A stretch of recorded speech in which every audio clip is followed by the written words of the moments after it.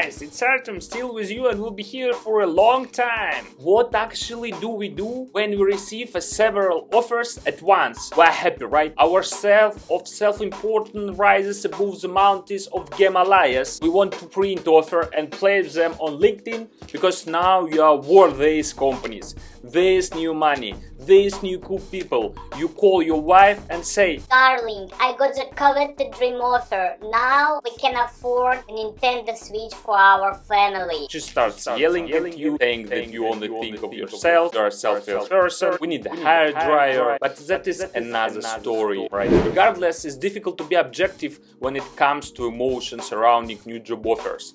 You may act irrationally in accepting one offer over another and be unable to explain specifically why you choose a particular company. Let me lead the factors that you generally influence the choice of an organization.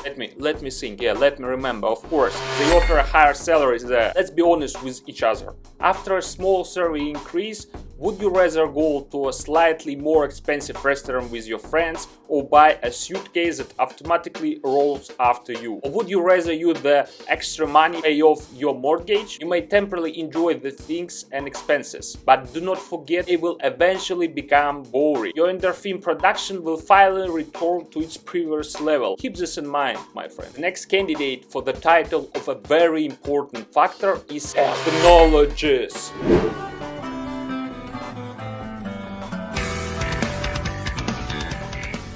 The company may excite you with the prospect of working with new and interesting code, and you may have already prepared for the transition for new programming languages, taking courses on Coursera and watching conferences. You may know how to write properly in Rust, but have less experience in C++, but it is outdated. Of course, I agree with you, it's important to develop in your career field, but you should not blindly follow the company's use of a new technology, no matter how impressive it may seem. This new technology may eventually turn into tedious bug fixing, frustrating refactoring, and morale boosting meetings. It is also possible that the company may promise you opportunity to write complex asynchronous code and calculation, but in reality the work has already been done and you will just adding new methods, functions and classes. In short, sometimes you really have to put in a lot of effort and thought. Finally, there is a group of people who choose their job based on intuition. They may tell themselves things like, "My intuition told me that the people who were at the interview were so kind and welcoming. They showed interest in me and demonstrated how valuable I would be to the company. They also highlighted the great atmosphere at the startup and how much we could achieve together."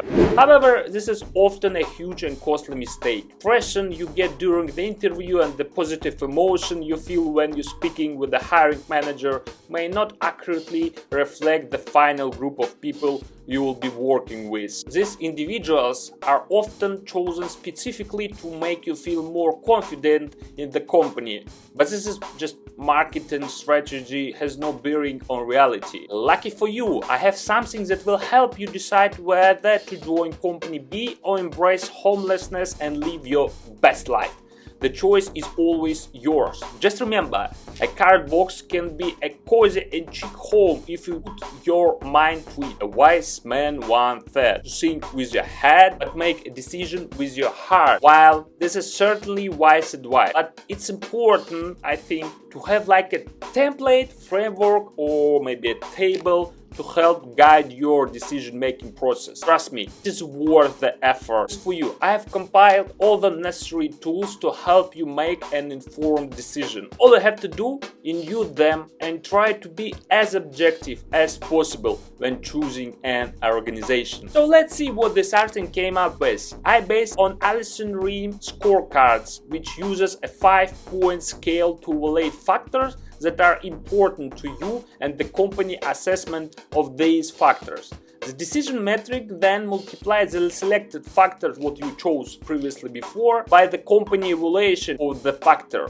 I know it may sound a bit complex, but let's take a look on an example to clarify. Let's say the first factor is money. How important this factor is to you? Choose a number from 1 to 5. For example, you realize that earning a higher salary is very important to you and choose a number 5. Go to your boss and ask for a salary increase because it matters to you. Boss replies by saying, "Thank you for coming to me. You are truly an indispensable employee. I'm increasing your salary by 10%. You take this into account and consider the impact of inflation on your wallet. Therefore, in the decision table, you would set the following value. After some time, you just receive another job offer because you are not satisfied with the initial offer of a 10% salary increase. In the new offer, the increase is 20% of your current salary. The table would then look like this. The surface, the second offer seems much better since it includes a 20% salary increase, which is clearly more than 10% offered by the first company.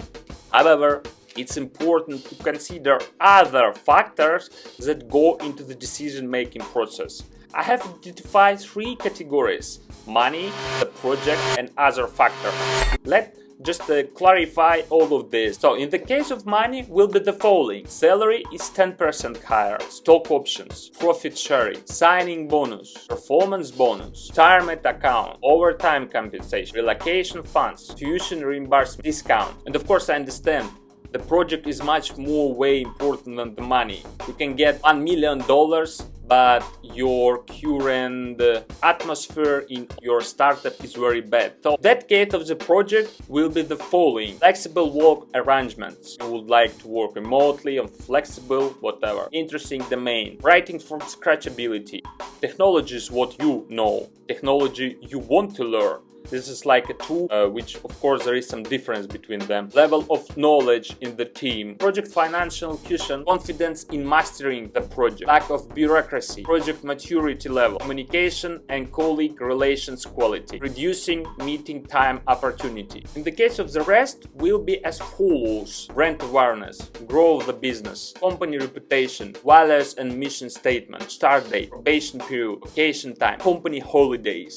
Sick days, family leave, health insurance, life insurance. After considering and evaluating these factors and roughly assign a score to each company based on your personal opinions, you should add up with something like this. The bottom line, you have a total score which combines all the metrics into a single number that you can use to make your decision. Understand that it can be tedious and boring to go through this process and assigning values. That is why I included a link to a template framework in this video description that you can use. Second tab, you can find your own parameters based on your current motivation. Try it out and see what you get. Thank you for watching, my friend. I have faith that you will find your dream job eventually. And if you don't, remember that McDonald's is always hiring cashiers. Bye bye.